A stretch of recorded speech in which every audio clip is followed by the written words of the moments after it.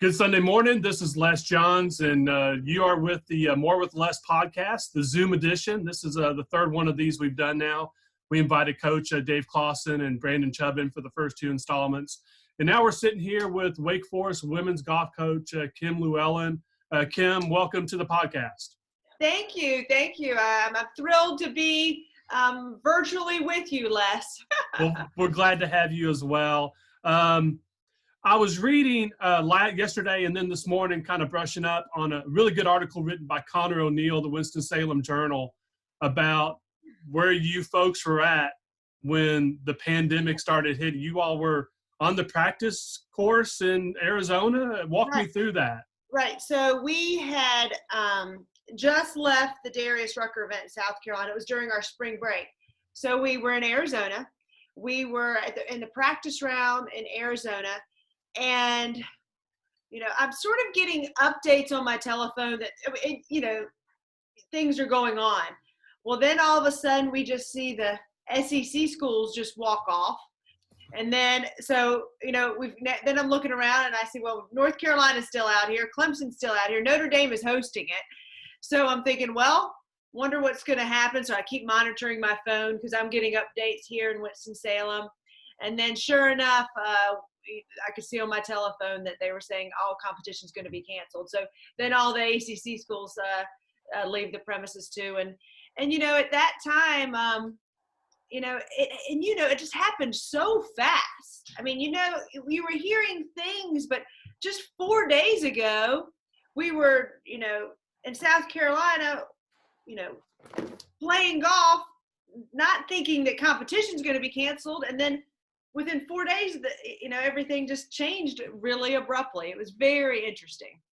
That's one thing I'm curious about, Coach, is what were your thoughts at the moment? Because like you said, it was so abrupt and it went from, 100 miles an hour to zero like that. Right. And then how has, surely when they canceled all the spring sports for the rest of the year, I have to bet at that moment you thought, well, this might be an overreaction. I mean, that's just a natural thought. Right. I'm sure that's evolved since, though. What were your thoughts then, and what are they now? Well, I'll tell you, with Swing being on our team, so Swing Lu is on our team, a member of our team, and she's from China. So we had been hearing, things coming from her parents. So we were aware that this is a really terrible thing. I think the team almost, we just had some feelings of it, I guess you could say. So it was abrupt, but immediately all of our thoughts, Swing, she goes, oh my goodness, immediately she says, my senior year's over, so she said, this was my last event. So all these thoughts were going on. But we all were immediately, even though, yes, we were thinking about our season ending, we just became worried about the world, because we had been hearing this from China. And then all of a sudden, they're stopping our competition. We're thinking this is a really big, big, big deal. And so we became, I think we all just became really concerned about the world and what was going on at that time. And golf became, a little bit secondary at that time. So you believe it's Swains' influence and being on the team that probably informed those thoughts a little bit, because she had dealt with it in her country before we had. Completely. And, her parents already couldn't come over here to visit. She was supposed to play in the Augusta event. They couldn't get flights over here. They'd already, banned the travel. And so she was having to come up with, I was actually going to caddy for her if because her dad was going to, if she was able to play. And so, we were hearing the magnitude of what was going on. So we were shocked, but then we just became concerned. What's even more interesting about the evolution is you all were number one in the country at the time. Right. The defending national runner-ups, number one team in the country, primed to make a championship run. Right. And you had this kind of pulled away from you. But at the same time, you're able to kind of focus on the bigger scope and keep things, leveled out. Look at everything. Yeah. So, we're in Arizona. We're pulled off. Les, all of a sudden I'm thinking to myself, I've got a lot of international girls. I had a young lady from Ireland, Switzerland, Italy, China, obviously. And we're all trying to figure out, well, they're thinking, what am I going to do? Because their countries, my Italian girl and my Switzerland girl and Ireland, but they were, having. And Italy's been pummeled. Right, exactly. Yeah. So, we're thinking about all of that. Then I'm also thinking, okay, this is Swing's senior year. This is her last tournament. I can't just end and get her on a plane and buy. And then we are the number one team in the country, and I wanted them to feel like they'd accomplished all the hard work they'd done, that they'd accomplished something. So within 6 hours, I said, you guys go figure out, talk to your parents. I want you to figure out where the best places for you to be. Health-wise, where the best places for you to be to finish, your academics up, and the best place for you to where you can still work on your golf game. They're going to do this in a hotel room. I'm trying to arrange a senior banquet in Arizona at a local Italian restaurant, and also a celebration for the number one team in the country. So I'm over here doing this in Arizona. Within 6 hours, they had talked to their parents. We'd had communication. We came up with a plan there. We went to the restaurant. First, we had the senior banquet. We called in the seniors, the players that weren't there on the team, and we recognized Swing for being our senior. And then after that, then we celebrated for being the number one team in the country. And so we had some really quick closure. And so to be honest, it was a nice time to have everybody together for one last evening before, again, we came home and had to really figure out what was going on. So I'm assuming then everybody flew back to Winston, packed their stuff, and went off their separate ways. Exactly. So where is everybody now? Right. So my young lady, Swing from China, she's actually in Winston-Salem in her apartment. They felt like this was a better place for her to be, a safer place for her to be. My Switzerland girl stayed here on campus. My Italian actually has family down in Miami, so she stayed in the country as well. And my young lady from Ireland, she went back home the next day because she was worried that she wouldn't be able to get home. So she went home the next day, and then everybody else, my domestic players, obviously they could get home. So it was an interesting turn of events. And then, so everybody's coming. We have our celebration, Swing senior banquet, right? We get on a plane the next day. We're driving the bus, and I look on my phone. The NCAA has decided to potentially have another year of eligibility, So all this goes on everybody's phone. And Swing cut her eyes at me, and I cut my eyes at her, and that said enough for a moment. And and so, Yeah, so we are kind of burying the lead here. Let's talk about that, I guess, for a second. Swain has been admitted into a graduate program at Wake Forest and has an extra year of eligibility. So essentially, she was playing golf at an elite level, it seemed like, this season. Very much She's now going to come back, and you have every piece returning from the number one team in the country. Am I right? Yes. So we're thrilled to death. So a championship is coming to Winston-Salem next year. Well, we definitely hope so. Now saying all of this, you've got to remember, everybody's allowed to have their seniors come back, right? And their incoming freshmen that are still here. So now you're going to have, we're fortunate. We have a freshman coming in that's outstanding, that's from England. So we have Swing returning. We have her coming. We have we're going to have 11 players on the team now, okay? So, but we're going to have 7 that have consistently been in the lineup, okay? But 11, I've got 3 freshmen coming in. One that's really highly ranked, worldly ranked, but 2 that are phenomenal players too. In addition to, I'm going to have 11 people on my roster. So if you think about that, the outstanding players that across the board, that every team is now going to be slightly stacked potentially. You're not going to know who's going to be playing week in to week out. It's going to be a very interesting to see what's going to go on in women's golf next year. You could have 2 of the top 10 teams in the country on your own roster. Exactly. Isn't that interesting? So So it's just going to be an interesting life in women's golf next year. So from a personal first, let's ask this, and I don't want you to give away any details that you don't feel like you're at liberty to give away. How are the families and of the folks in the countries that have been affected devastatingly from this pandemic? Is everybody okay? Everybody is okay. You know, we're fortunate that everyone on our team, their family's okay, and everybody on our team has been healthy. So we're fortunate there. But I'll tell you, it's just been, you know, with my the countries that have been really hit hard, ours, with Italy, you know, Switzerland, China. I mean, we really it hit close to home how many people were this was really affecting. Yeah. From a personal family perspective, what's life been like for Kim Lewellen over the last 6 weeks? Right. The first week, you know, I've been coaching for 15 years, and coaching is a 24/7 job, you know, especially when your athletes are on campus, because, you know, you're concerned with them. You're their mom away from home. So the first week, it was just making sure everyone is where they need to be, that the ones that were here, they're okay.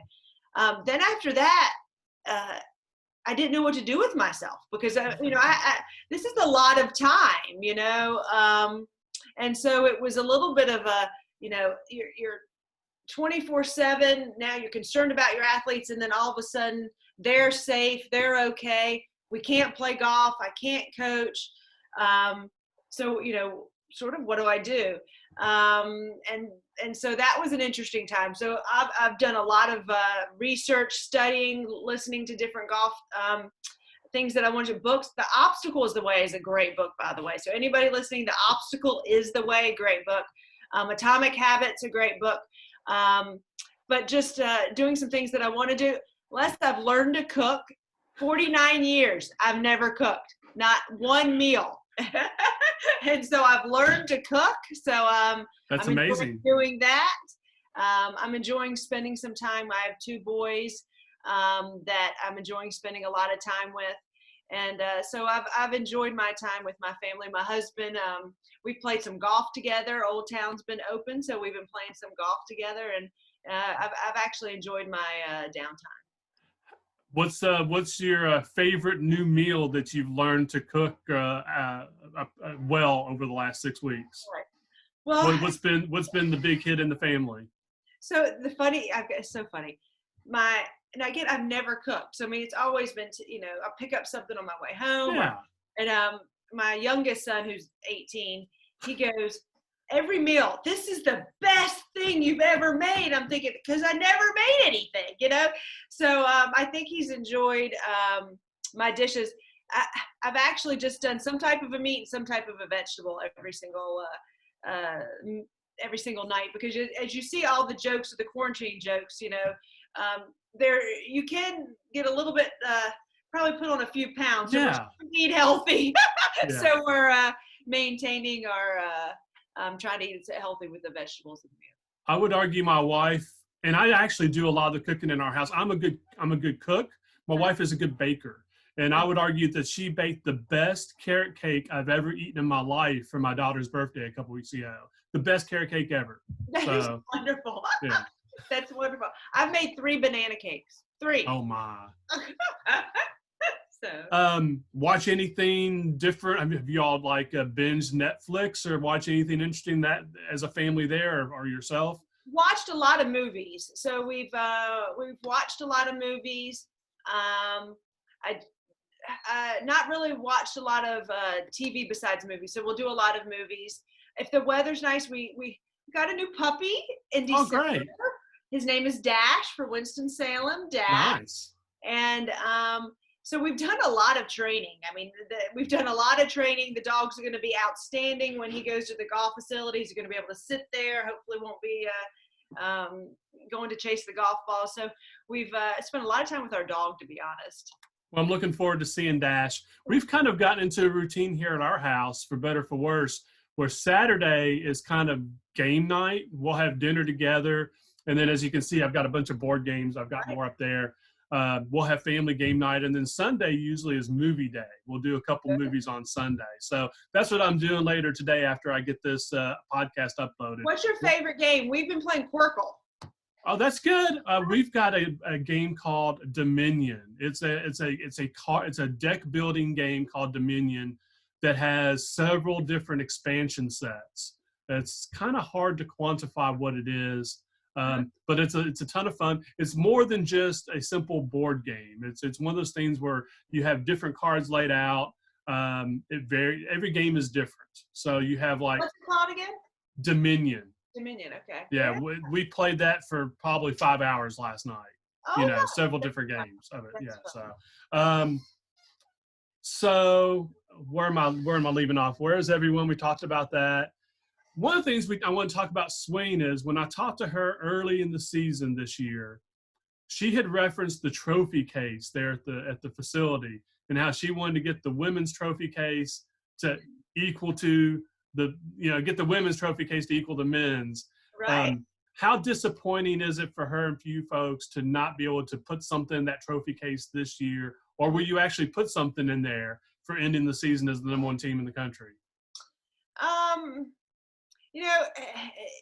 It's great. I've been asked that question quite a bit. Are you going to get something for being the number one team in the country? I think what we're going to do is hopefully use the momentum to fill that trophy case up next year. We're fortunate. You've been in there. You walk into the Haddock House, and we're fortunate to have the NCAA championship trophies from the men. And last year, it's really hard. Every time I walk by that case, we have our runner-up one, but I'm just sitting there going, oh, we're so close. I think Swing feels that. She had played in the PGA, it was the PGA of China event in January, and she looked like she was going to potentially get her card and turn professional, or she had the option to. Her arm started to bother a little bit out there when she was playing, and she just stopped playing. And she was going to make history probably, opted to pull out. And the reasoning was because she goes, Coach, I want to win an NCAA championship. I sure don't want to hurt myself doing something here that could potentially not allow me to do that. So Swing, she wants to win. She wants to win some national championships, and she wants to at least have a shot for it, and ACC championships. And so I'm hoping that I know Swing's going to work hard and motivate those young ladies to play, and hopefully we will fill that thing up next year. What is the key, you think? Obviously, I don't even know what the date is now. I know most of us don't know what the day of the week is. I know it's Sunday, but I know it's late April. What's the key to having competitive college golf this coming season? What's the key, do you think, Kim? And I think it's the key every year, and it is just for the young ladies to constantly think, I want to get 1% better today. So they're phenomenal players. 4 All-Americans this year. We've got 11 strong players that are going to be there next year. But I think it's every day waking up and saying, I just want to get 1% better. Not necessarily looking for the championships that are out there, not looking to win the national championship, not looking to win the ACC championship, but just thinking, what can I do today to get 1% better? What can I do in the weight room? What can I do on the golf facility? What can I do mentally, emotionally? What can I do to make sure my academics are set? But just getting 1% better and just letting those things happen. And I think that's the key, and that's the key that they do very, very well, this team does. And they get along phenomenally, which they root for each other, they pull for each other, which that means a lot too. Do you have a sense as to what kind of conditions they're in their individual spots right now? Do they all have a good place to be able to stay in a good golf condition? I would say, every single person varies. So you've got my young lady from Ireland.